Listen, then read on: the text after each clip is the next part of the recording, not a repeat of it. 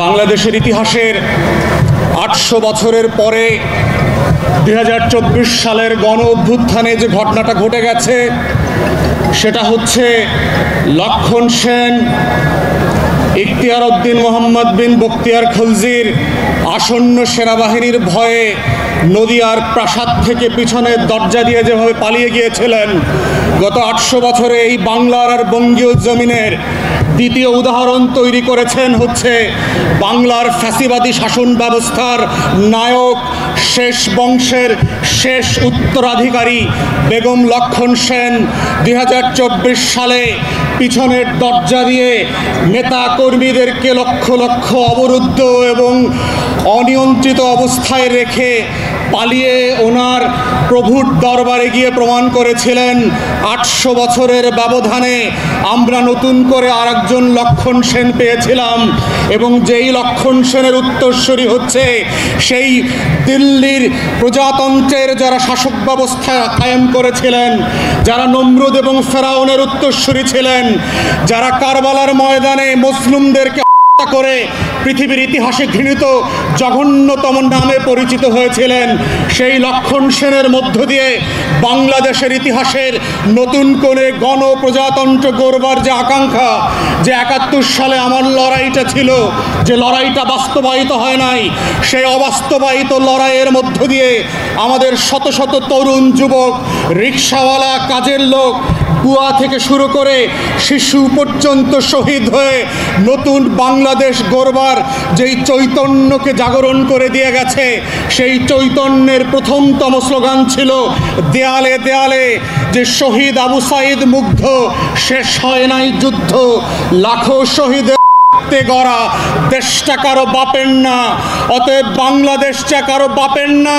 সেটা ৮০০ বছর আগে লক্ষণ সেনকে এই দেশের মানুষ যেভাবে বুঝিয়ে দিয়েছিল, ২০২৪ সালের জুলাই এবং আগস্টে শেখ পরিবারকে আবার বুঝিয়ে দেওয়া হয়েছে বাংলাদেশ কারো বাপের না। শেখ পরিবারের কাছে এই বাংলাদেশ ৭২ থেকে ৭৫-এও ইজারা দেওয়া হয় নাই, ১৬ বছর ইজারা দেওয়া হয় নাই, আগামীতেও দেওয়া হবে না। যারা ব্যাকডোর দিয়ে আওয়ামী লীগকে পুনর্বাসনের দুঃস্বপ্ন দেখছেন, আওয়ামী লীগ যেভাবে বাংলার ইতিহাসে মুসলিম লীগ হয়ে গেছে, যারা আওয়ামী লীগকে পুনর্বাসনের চেষ্টা করবে, যারা সংস্কারের বদলে, বিচারের বদলে আওয়ামী লীগের নেতাদেরকে গ্রেফতার করবার বদলে লুটপাটের রাজতন্ত্র কায়েম করছে, তাদেরকেও মনে করিয়ে দিতে চাই মুসলিম লীগের ইতিহাস থেকে শেখেন। আওয়ামী লীগ মুসলিম লীগের ইতিহাস থেকে শেখে নাই বলে ৬০-এর দশক আবার ২৪-এ এসে হাজির হয়েছে।